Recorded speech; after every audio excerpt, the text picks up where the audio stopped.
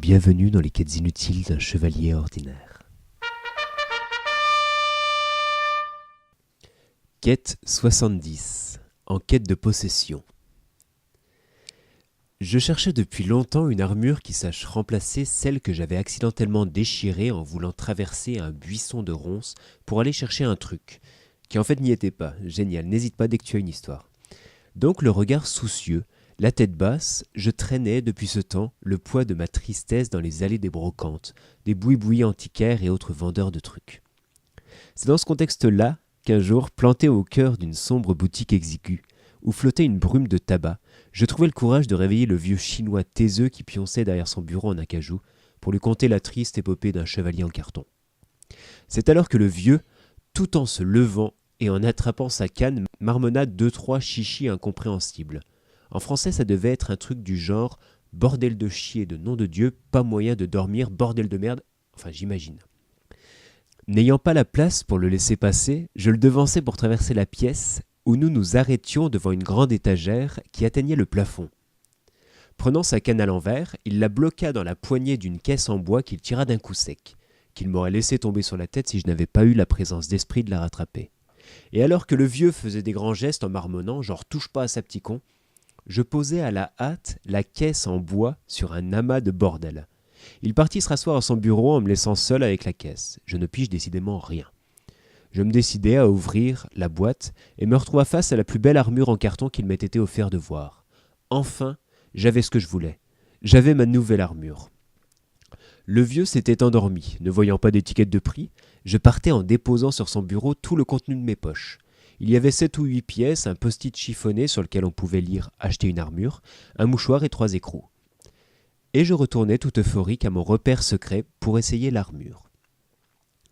Arrivé à mon repère secret, je m'empressai de mettre l'armure sur mon dos et devant le miroir, fis quelques postures héroïques pour me rendre compte que cette armure était juste magnifique, parfaitement ajustée, brillante. Une étiquette qui pendait au niveau du buste indiquait l'entretien que nécessitait cette armure. Frotter chaque jour l'armure avec des fleurs de lavande, ne pas entreposer l'armure dans un endroit humide, et, après chaque quête, nettoyer l'armure avec un chiffon sec, etc. Le premier jour, j'ai fait tout ce que la notice demandait. Le deuxième jour, pareil. Le troisième jour, je me suis dit, si je le fais pas une fois, c'est pas la fin du monde.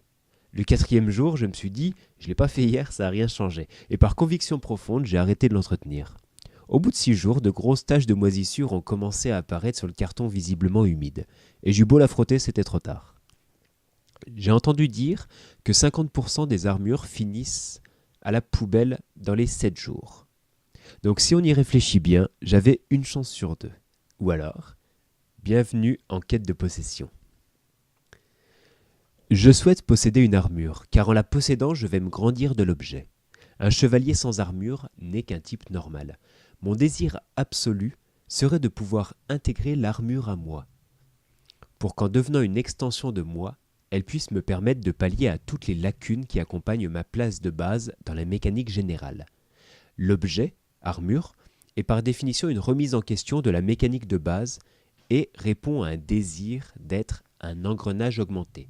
Je ne suis pas un homme, je suis un chevalier ordinaire. En possédant l'objet, je vais pouvoir remettre en cause ma place, mon rôle, me trouver un but, etc. Genre devenir un chevalier grâce à une armure en carton.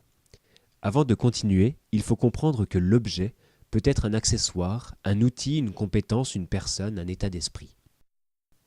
Exemple. Lorsqu'un Power Ranger se trouve en difficulté seul, il va commencer par faire appel à ses camarades d'infortune, se servir des autres comme objet pour se grandir.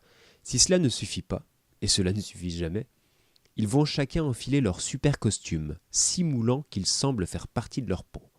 Ensuite, chaque membre va chevaucher un véhicule. Donc l'ami, objet, habillé de son costume, objet, va chevaucher son véhicule, objet. Et l'assemblage va augmenter le gugus qui se faisait malmener au début de l'épisode. L'état ultime correspond au moment où les véhicules des Power Rangers vont tous fusionner pour donner une espèce de robot démesuré qui terrassera à coup sûr l'espèce de créature au masque de caoutchouc et à la voix vocodeur qui menaçait l'équilibre de la planète. Donc le principe est là. Je veux des objets pour faire face aux problématiques complexes qui accompagnent mon existence que je refuse de subir. Mais lorsqu'on regarde attentivement les Power Rangers, on peut se rendre compte d'un détail.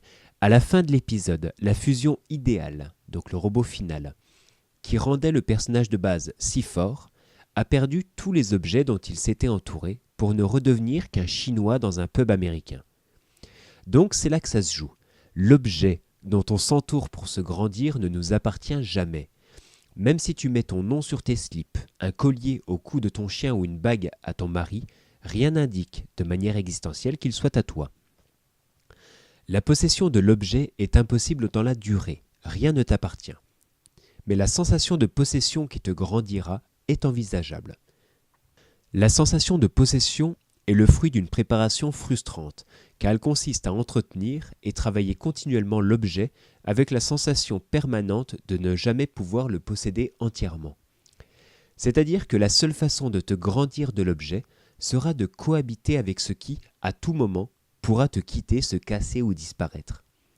Il faudra œuvrer continuellement à l'entretien de l'objet, de ta relation à l'objet, pour, en gardant la sensation de possession, conserver la place que t'offre ta relation à l'objet. Un travail permanent d'entretien frustrant et de désir de possession inassouvi avec l'objet permet des fusions, aussi immenses qu'instantanées. Le concept de fusion est un absolu qui ne semble pouvoir exister que par l'acceptation de la frustration de ne jamais pouvoir posséder. Exemple, en état amoureux, tu te rends bien compte que tu ne possèdes pas l'autre, que l'autre est un corps dissocié du tien que tu ne peux pas intégrer à toi. Mais pourtant, en faisant l'amour, et je ne parle pas de ces tristes mouvements de va-et-vient où les positions portent des noms, en faisant l'amour, tu peux ressentir cette sensation d'appartenance absolue, comme si tout cela était de la possession pure, comme si ces corps mêlés étaient une seule chose, grandis de cette fusion. Tu existes à travers l'autre qui existe à travers toi, comme le robot des Power Rangers. Pour conclure, cette quête est une perception existentielle de la possession. Tant que je serai vivant, je me battrai pour continuer de me grandir de ces relations frustrantes qui m'offrent de la fusion absolue, sans jamais chercher à acter la possession autrement que par l'entretien. Pour revenir à mon histoire d'armure, j'étais dégoûté. Je l'ai ramené au magasin en disant au vieux chinois que je l'avais eu comme ça, et il m'a remboursé. Tu trouves pas ça marrant ? Pourtant ça l'est. Si je ne suis pas capable de m'épuiser à l'entretien de ce que je souhaite garder près de moi, je suis contraint d'offrir ce rôle à mon contexte. Il devient celui qui gérera les contrats de possession, de mariage, d'achat, etc.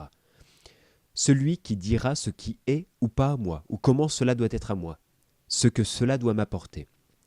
Mais rien ne m'appartiendra plus jamais, car par facilité, j'aurai abandonné la maîtrise que j'avais de la valeur ajoutée à ceux qui n'ont aucune raison de me grandir. Mais ça va. Je pourrais toujours me déculpabiliser en me disant que j'ai aussi peu de contrôle sur ma vie que les gugus qui m'entourent. Me rassurer en me disant qu'un mariage sur 2 finit en divorce. Bonne journée.